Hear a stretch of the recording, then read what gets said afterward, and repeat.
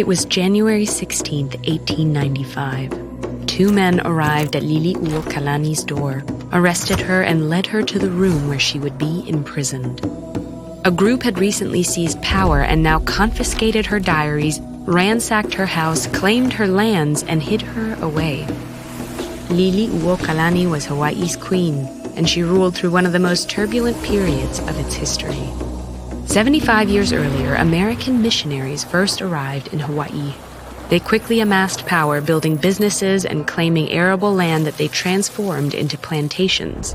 They worked closely with the ali'i, or sacred Hawaiian nobility, closely linked to the gods.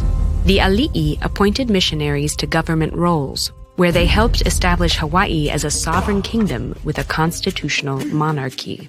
But once certain business opportunities emerged, namely the prospect of exporting sugar to the U.S. tariff-free, some of their descendants shifted positions.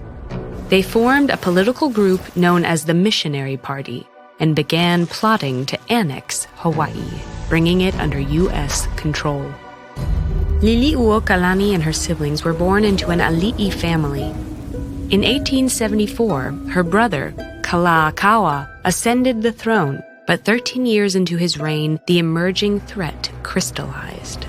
The Missionary Party called a meeting where an all-white militia surrounded and forced the king to sign new legislation.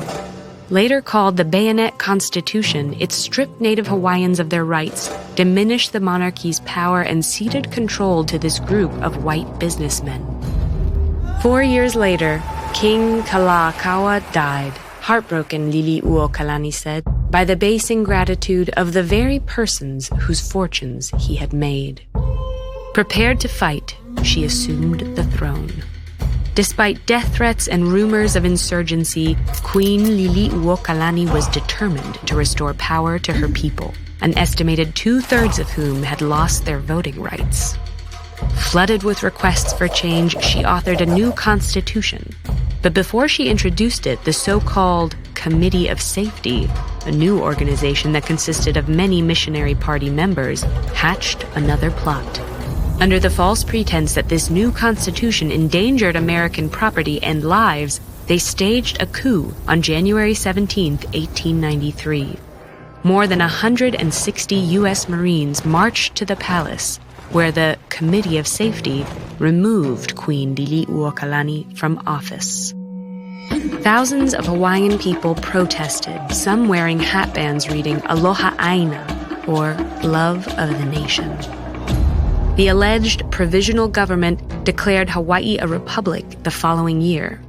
They proclaimed that Hawaiians couldn't vote or be government employees without signing a new Oath of Allegiance.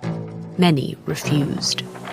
The following year, some of Lili'uokalani's supporters attempted a counter-revolution.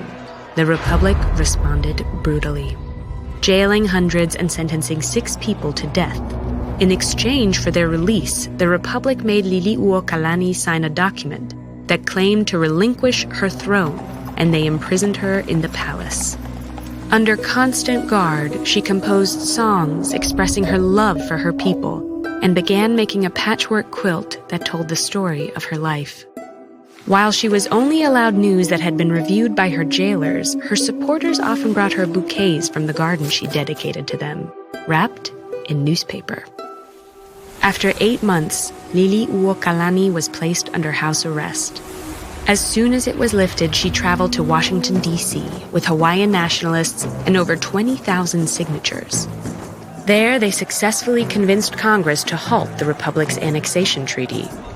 But the following year, the Spanish-American War began. Seeing Hawaii as a strategic military base, President William McKinley declared it a U.S. territory on July 7, 1898, breaking international law and devastating Queen Lili'uokalani and her people. She spent the rest of her life petitioning for the restoration of her lands, Native Hawaiian rights, and national liberation. When she died in 1917, these dreams were unrealized. A member of the group that forced Queen Lili'uokalani out of office once declared, "If we are ever to have peace and annexation, the first thing to do is obliterate the past." They failed at this goal. Queen Liliuokalani left a resilient legacy. Her commitment to her land and people never wavered, and many Hawaiians continue to fight in her memory. Speaking of Hawaii's children, Queen Liliuokalani said, "It is for them that I would give the last drop of my blood."